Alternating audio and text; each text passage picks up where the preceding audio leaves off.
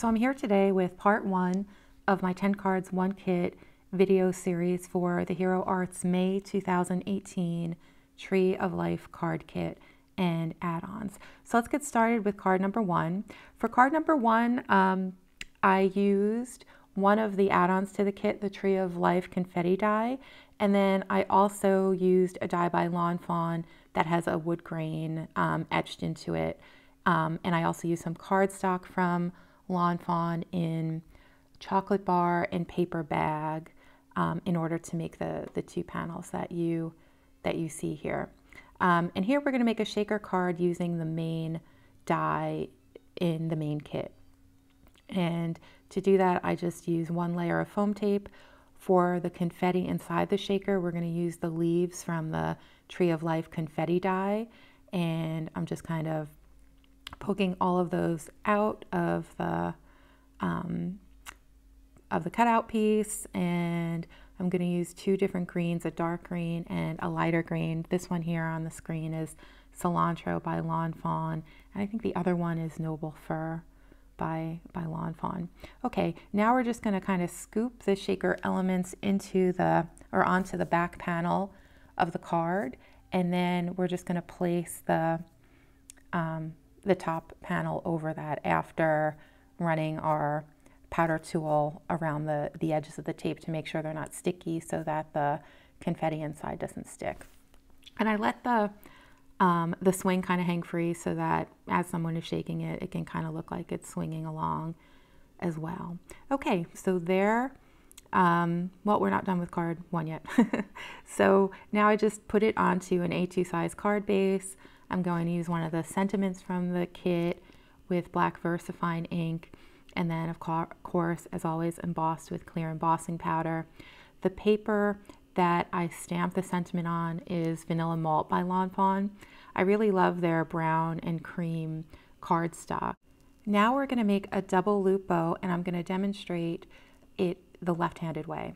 So to start, take a piece of ribbon, and I slowed this down a bit, and you're going to drape it over the back of 2 fingers, and then you're going to weave it from the bottom finger back over the top so that you end up having 2 loops on each finger.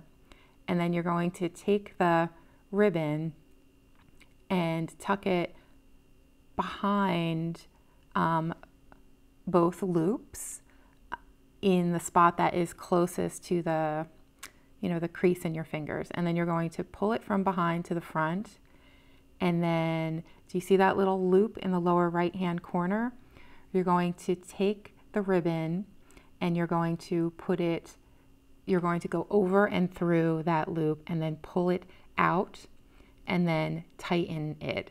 And you need to make sure that that little tail that my thumb is holding onto, that you're always holding that tight, because that's keeping the whole thing together, and that's going to help you keep everything tight. And then once you have your closure tight enough, then you can slip it off your fingers, cut the ends of the ribbon, and then you have a bow. I realized my instructions weren't the best, so it might be best just to shut the volume off and just watch what I did. If you're a lefty, that may be more helpful than listening to how I described it. But if it is helpful for anyone, I left it in. Okay, so now we are done with our first card. And to attach that double loop bow, I just used some glue dots. Moving on to card number 2. So I used this stencil in the main kit, and I'm just going to attach it to a piece of chocolate bar paper by Lawn Fawn. And I'm going to fill it in with my embossing pen. And the idea I had was I wanted to put gilding flakes on top of this. I thought that they would stick, but they didn't stick because I didn't use sticky embossing powder, and that which would have allowed it to stick. So here I'm kind of, I've figured it out that it didn't work out. So now I need another way to get some glitter onto the panel. So I took these glitter pens that I just bought from Tonic in like a gold and a reddish gold, and I decided just to color over the Versamark ink. And you know, the other thing I was thinking as I was doing this was that it would have looked really nice. Another way to do it would have been just with the Versamark ink, that would have been just having like a stained panel would have been nice as well. But I was in a glittery mood, so I wanted some sparkle. So I went over it with my Tonic glitter pens. And then I did go back with the Versamark pen and just leave like a little shadow off of the edge of the tree, just you know, just to make it look pretty. So now I'm going to stamp the sentiment, and it says, "Thank you for the beautiful moments. As always, VersaFine black ink with embossing powder heat set on top of that, so it's nice and shiny." The card base here that the gold one, that's Cinnamon Silk Specialty Paper by Tonic.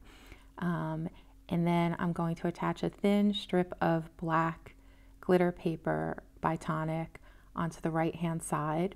For the main focal panel, we're going to pop it up on some foam tape and then adhere it to the card so that a little bit of the gold is sticking out on the left and the right side, but it's not exactly centered into the card. It's more towards the left. Then we're going to add the sentiment, which I put some foam tape behind that, and then we're going to add some Nuvo drops. And the one that I'm using here is pale gold, and this is one where the consistency is not that great. So if you just, you know, go to dot it on your page, it's going to come out looking like a cone, kind of like, I don't know if any like 80s babies out there remember Madonna and her Truth or Dare tour when she came out with those like cone-shaped bras. Well, that's kind of what it looks like if you just try to apply the Nuvo drop in this color that way. And I didn't want a bunch of Madonna boobs all over my page, so I had to kind of work at it. I had to kind of spiral the bottle around a little bit as I was dropping the drop to kind of get it to mold it into a circle shape. So if you have any issues with your Nuvo drops with the consistency, I recommend trying that technique. That might help you. For card number 3, we're going to use some papers that I recently purchased from Tonic, and the green is Emerald Hessian, the gold is Golden Glacier, this is Warm Dahlia, and then this one is Golden Mosaic. And we're using the 2 standalone leaf dies that are in the kit to cut out these images. And then this is Cinnamon Silk. So we're going to use those 5 specialty papers from Tonic for the next 2 cards that we're going to make.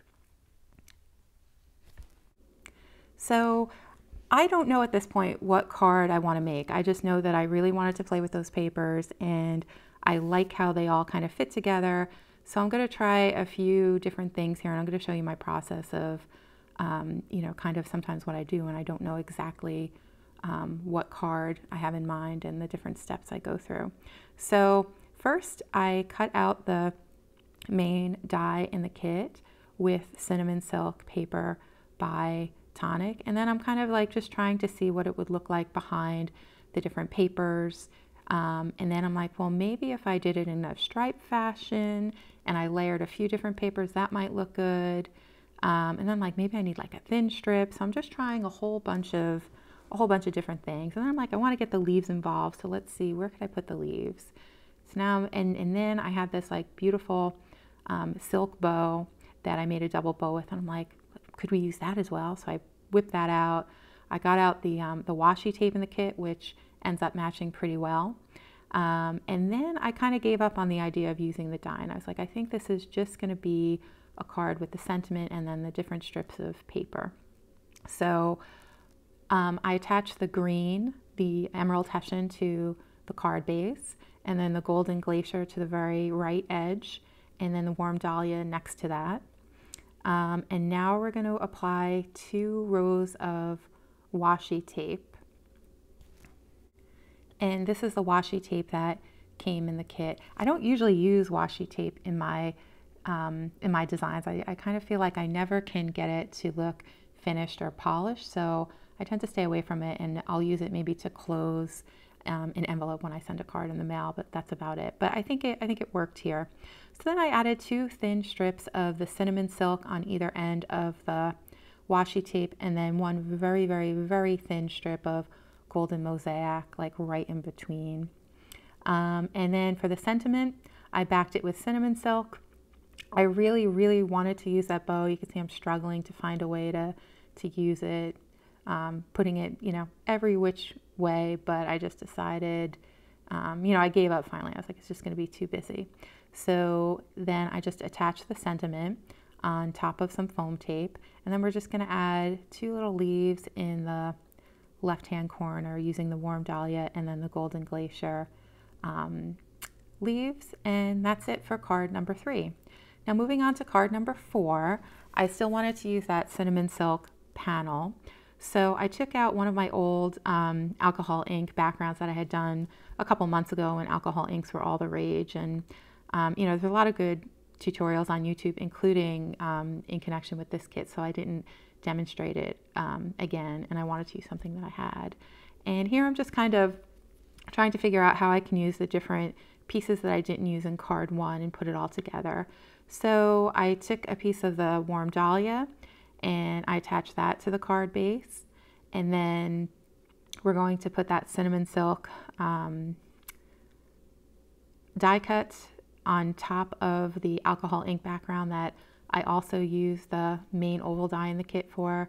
We're going to pop it up on some foam tape and then add it right to the top of that panel, and then we're going to put the little green bow to cover up the little rip part on the warm dahlia paper, and also just because I think it's pretty, and I was so happy I was finally able to use the green bow. Then we're going to add a couple of leaves in emerald hessian and then in golden mosaic.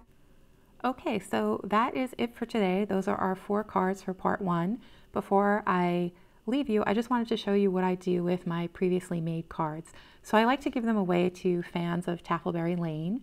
So here I'm preparing a box to go out to a fan who has sent me her address, and she also comments very often on my site, so I know that she really likes the cards and she'll appreciate them. So when I send out these packages, I use a small box that has flat rate shipping, and because of that, I try to you know, jam pack the box with as much as I possibly can. So I will put in as many cards as I can, and I try to put in a variety of cards from, you know, the videos that you've seen in the past couple of months. So if you would like to get onto my card list, then just send me an email to taffleberry@gmail.com.